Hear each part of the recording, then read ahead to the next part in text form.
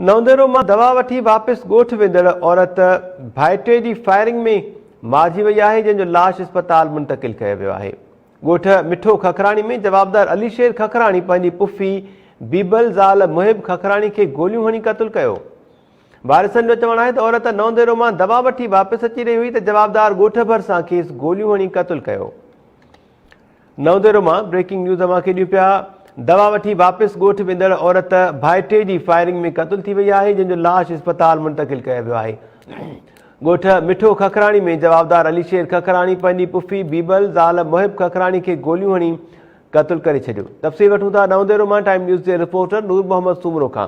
नूर मोहम्मद, छा तफ़सील आहिनि?